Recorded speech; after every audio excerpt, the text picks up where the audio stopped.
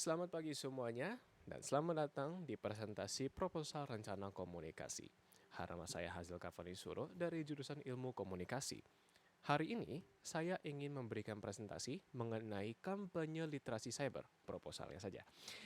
Meningkatkan kesadaran keamanan data pribadi di era digitalisasi eksponensial seperti yang ada pada presentasi PPT ini. Kita langsung aja biar tidak usah lama. Kita akan mulai dulu dari latar belakang. Mengapa kita membuat kampanye ini? Untuk apa tujuannya? Dari mana kita bisa memikirkan untuk kampanye ini ya? Seperti yang kita ketahui, di era digital kali ini, di mana teknologi itu berkembang dengan pesat, sampai di mana kita sudah menggunakan teknologi digital dalam kegiatan sehari-hari kita. Kita sudah mengintegrasikannya ke dalam kehidupan sehari-hari kita. Mulai dari komunikasi, menggunakan WhatsApp, ya kan, berbicara dengan saudara yang dari jauh, yang tinggal tempat jauh, atau menggunakan e-banking untuk melakukan transaksi. Atau selain itu mungkin ada aja dari kita yang biasanya sukanya scrolling Instagram, menggunakan media sosial untuk membagikan kegiatan-kegiatan kita sehari-harinya.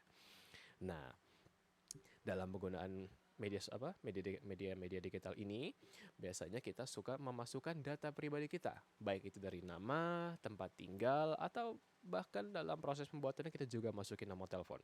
Betul?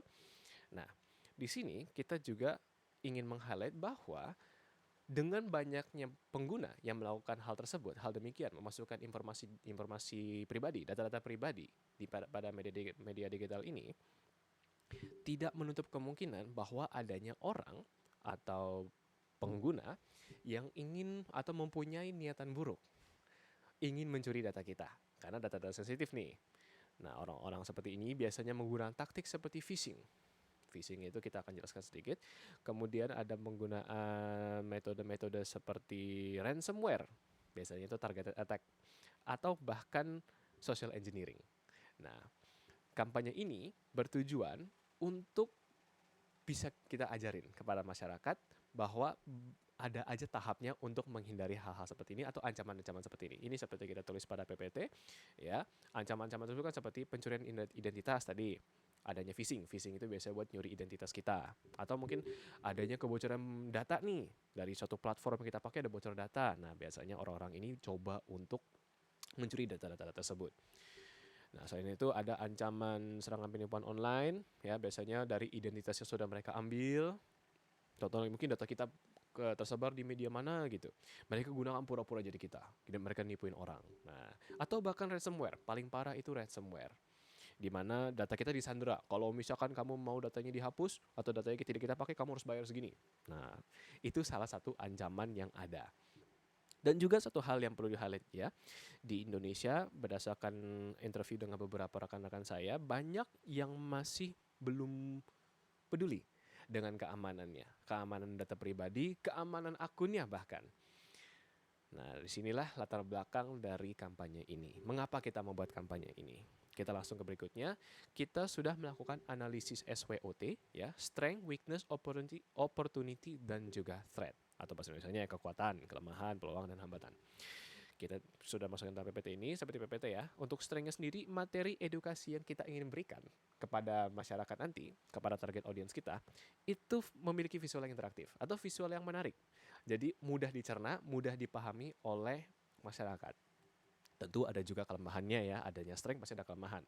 Dengan walaupun adanya kayak visual-visual menarik, tentu aja masih aja ada masyarakat yang menganggap bahwa hal-hal ini sepele. Untuk menjaga keamanan cyber itu sebenarnya sepele. Ah, rumit, ah susah, bikin ribet gitu ya. Itu kelemahannya.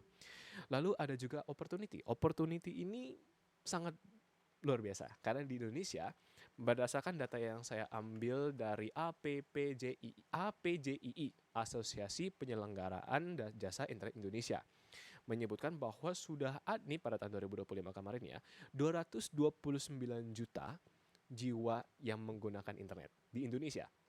Itu total sudah bisa mencapai 80% penduduk Indonesia itu pengguna internet, dan rata-rata juga penggunaan smartphone ya. Nah, itu kan opportunity banget tuh. Karena tingginya jumlah pengguna internet yang aktif. Ya, seperti yang tulis pada PPT, tingginya jumlah pengguna internet aktif. Ya, berarti banyak dong yang pakai internet sekarang ini. Dan juga, ini satu tambahan, didukung regulasi proteksi pemerintah. Maksudnya adanya kontribusi atau keterlibatan pemerintah untuk melindungi data pribadi kita di media digital. Seperti Undang-Undang ITE contohnya. Dan itu juga ada tambahan seperti Undang-Undang Intelektual, ya, intelektual digital segala macam. Jadi kalau misalnya kita punya karya di dunia digital, itu juga dilindungi. Lalu adanya hambatan, ini threat, ya threatnya kita sudah paham tadi sebelumnya, adanya potensi ancaman cyber seperti pencurian data. Dan yang paling parah menurut saya itu social engineering. Kenapa? Karena social engineering ini tuh dia menipu orang dengan cara memanipulasi psikologis mereka. Jadi biar seakan-akan mereka itu, wah aku menang ini nih, padahal itu penipuan. Selamat kamu memenangkan mobil Mini Cooper contohnya. Nah itu penipuan. Nanti dengan tujuan, nanti untuk biar kamu bisa menerima, kamu harus mengirimkan nomor telepon, KTP, NPWP dan segala macam. Itu data-data sensitif semua. Jadi dimanipulasi emosional mereka, biar mereka merasa euforia. Karena orang-orang yang biasa euforia itu pasti tidak bisa berpikir lancar atau berpikir lurus. Seperti itu. Nah itulah SWOT yang kita sudah analisis. Kemudian ada rumusan masalah. Ini identifikasi masalah utama ya. Kita ada 2. Bagaimana merancang strategi komunikasi yang persuasif, interaktif, dan mudah dimengerti. Nah ini, kita tuh pasti selalu mikir, kalau misalnya kita mau mengajarkan seseorang, kita mau melakukan kampanye ini, kita nggak mungkin dong cuma melakukan, oh udah bikin aja begini, bikin aja begitu. Tahu-taunya nanti konten yang kita bikin itu ternyata tidak diminatin atau tidak ada yang suka karena kurang menarik, kurang nangkep gitu, atau membosankan bahkan. Nah, kita ingin mencari tahu strategi apa atau menggunakan metode apa untuk membuat komunikasi yang memang persuasif dan juga interaktif dengan masyarakat audiens kita.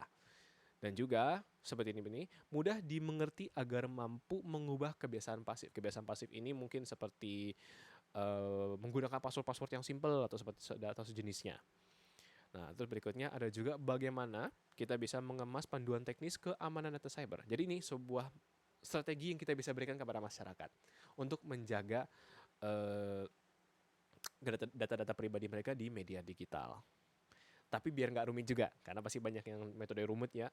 Nah, kita bakal mencoba memberitahukan cara-cara yang mungkin tidak rumit. Bahkan bukan mungkin, memang tidak rumit karena tidak panjang, hanya cukup menambahkan 1 tahap saja, kita sudah bebas seperti itu. Nah, ini tinjauan akademis, saya sempat kemarin mencari beberapa jurnal yang membahas mengenai tantangan ekosistemnya ya di ekosistem era digital kita di Indonesia. Kan saya sempat membaca jurnal bahwa adanya kebocoran data. Ini jurnal dari Randy tahun 2026. Adanya kebocoran data Ditjen Pajak pada September 2024 yang lalu dan juga pemilu, data-data penduduk pemilu tahun 2024 lalu. Ini nih sebagai tinjauan akademis saja. Sebagai hal yang mendorong kita untuk membuat kampanye ini.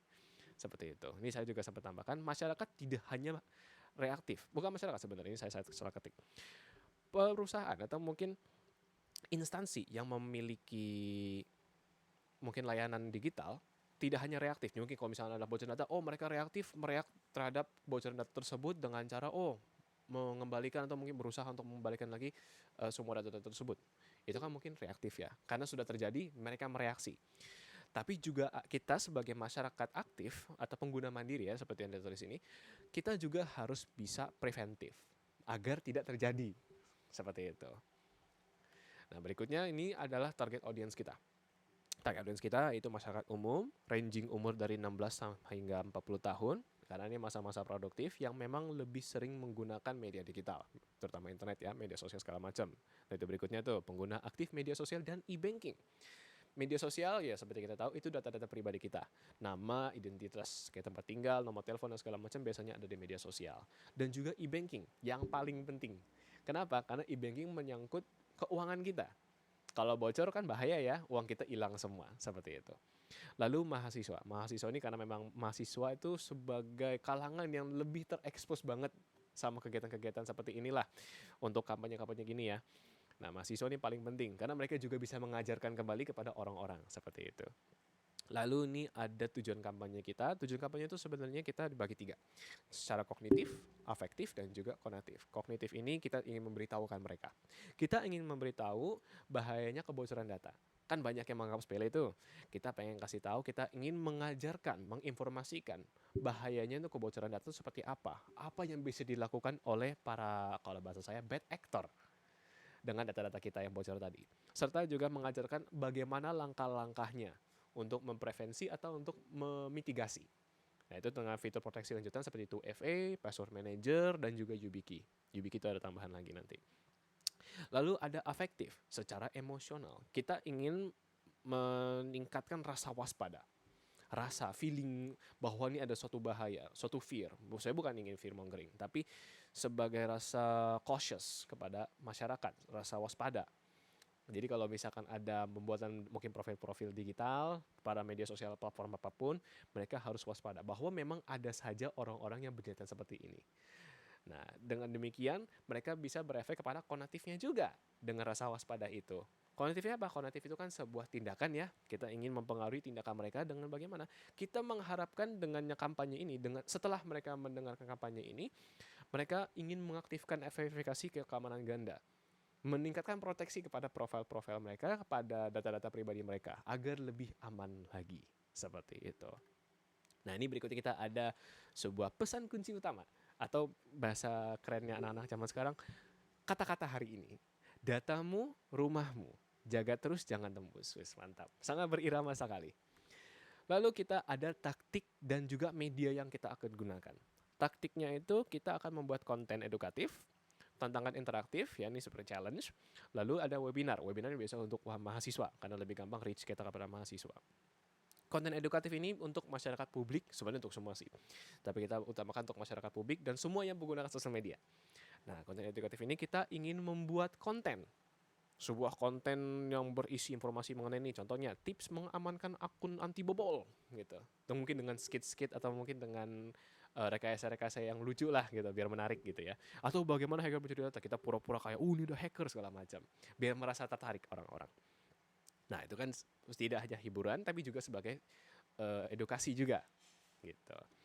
Lalu adanya tantangan interaktif. Tantangan ini sebuah challenge. Karena kan pasti orang-orang kalau di sosial media maunya ikutin tren viral, ikutin challenge ini, challenge itu. Nah, kita mau coba bikin gerakan media sosial atau challenge media sosial menggunakan tagar hashtag let's go to FA. Sebenarnya ada lagi, saya lupa masukkan sini, kayak hashtag jaga terus jangan tembus. Nanti challenge saya dengan cara, mereka bikin video nih, akun saya sudah, atau mungkin screenshot gitu, sudah dibikin atau sudah mengaktifkan 2FA atau autentikasi tambahan. Tapi tentunya biasa gitu-gitu kan ada aja kayak, akun sudah diamankan. Nah, mungkin screenshot itunya aja gitu. Dengan mensensorkan data-data sensitif seperti mungkin nomor telepon atau mungkin aplikasi yang digunakan untuk autentikasi segala macam. Lalu ada webinar. Webinar ini kita tujukan untuk mahasiswa. Nah, ini dalam webinar nanti kita pengen adanya pakar, ada sebuah expert yang mungkin paham dengan cyber security. Atau mungkin bahkan kita juga bisa nanti mengundang influencer. Saya juga sempat ada kenal sama salah satu rekan saya, dia juga cukup terkenal di tempat dia. Saya akan mengundang dia sebagai salah satu expert dalam keamanan cyber. Untuk nanti kalau seandainya ada sesi tanya jawab, jadi masyarakat atau mungkin mahasiswa bisa langsung menanyakan kepada ahli ini, para pakar ini. Nah, berikut ini kita ada rencana dan jadwal kampanye. Kita tidak butuh lama, kita hanya butuh sebulan saja. Kita akan bagi jadi 4 minggu. Yang pertama, riset dan produksi di minggu pertama. Kita akan melakukan riset terlebih dahulu, temanya maunya seperti apa. Seperti tadi kan temanya tuh, maunya bikin video mengenai tips cara anti bobol akunnya gitu. Atau mungkin bikin kayak video skit atau rekayasa. Nah, juga kita langsung bikin di situ juga. Kayak membuat rekayasa seperti apa, kita tinggal bikin model video seperti apa.